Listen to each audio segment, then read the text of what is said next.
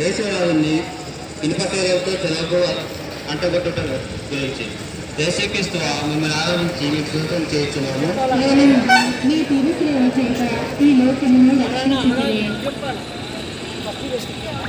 ప్రశ్నలను వచ్చిన పిమ్మట నిస్సహాయుడైనట్టు ఆ యేసును సులభపై పదములకు కాళ్ళు చేతులకు మేకులు కట్టన ఆరంభించింది.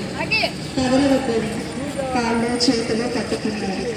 అది నిన్నటి వరకు ఎందరినో తన స్పర్శతో స్వస్థపరిచినటువంటి పవిత్ర హస్తాలు. ప్రభువు పొందిన ఆ వేదనను ఎవరు వర్ణింపగలరు? మానవులు ఊహింపరాని విధముగా చిత్రహింసలు పెడుతున్న ఆయన నోరెత్తి ఫిర్యాదైనా చేయలేదు. కళ్ళలో నిరాశ అసలే లేదు. తండ్రి చిత్తం నెరవేర్చుకున్నాననే అన్న సంతోషం ఆయన కల్పిస్తుంది. అదే ఆయనకు ఊరటను సహనాన్ని ఇస్తుంది. కొంతసేపుగా రక్షక ప్రేమకు మానవీయంగా నీవు లోకంలో అడుగుపెట్టావు. నీవు అదే నీవు చేసిన అపరాధం కావు. అందుకే నిన్ను ఈ లోకం శిలోకు అంటగొట్టింది. నిజంగా నీవు ఈ లోకంలో జీవించిన ఈ లోకానికి సంబంధించిన వాడవు కాదు. అందుకే ఈ లోకంలో నీవు చీదరించిన చీకొట్టింది. కానీ దూషించిన వారు చూపెట్టిన వారు తప్పకుండా ద్వేషిస్తారు, తప్పకుండా దొరకారు.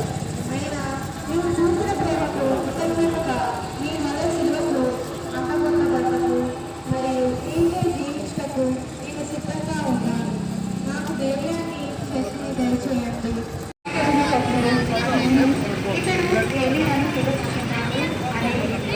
వెంటనే ఒక నీటి పాచును తీసుకొని తులసిని ద్రాక్ష రసంలో ఉంచి కొరకు కదిలించి ఆయనకు త్రాగనిచ్చింది. ఆయన చూస్తూనే ఉన్నారు. అప్పుడు యేసు తన తల్లి వైపు చూసి, ఇదిగో నీ కుమారుడు అని యోహానును చూపించింది.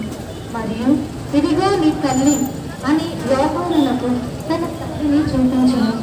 అప్పుడు యేసు అంతయు సమాప్తమైనది, తండ్రి నా ఆత్మను నీ చేతికి అప్పగించుచున్నాను అని తల్లికి కన్ను వేసింది.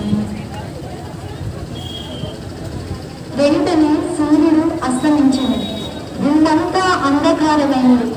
దేవాలయపు తెర పైనుండి రెండుగా చీలిపోయింది. భూమి కంపించింది. బండలు బ్రద్దలయ్యాయి.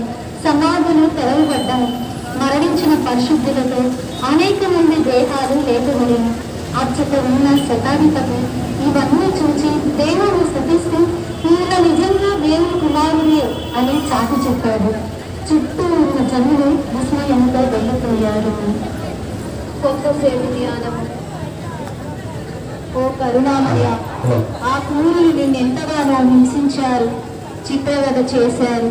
కానీ నీవు మాత్రం చివరికి వారి కోసమే ప్రార్థన చేస్తున్నావే, ఎలా సాధ్యమైంది? నీవు దేవుని కుమారుడవు, అందుకే వారిని క్షమించి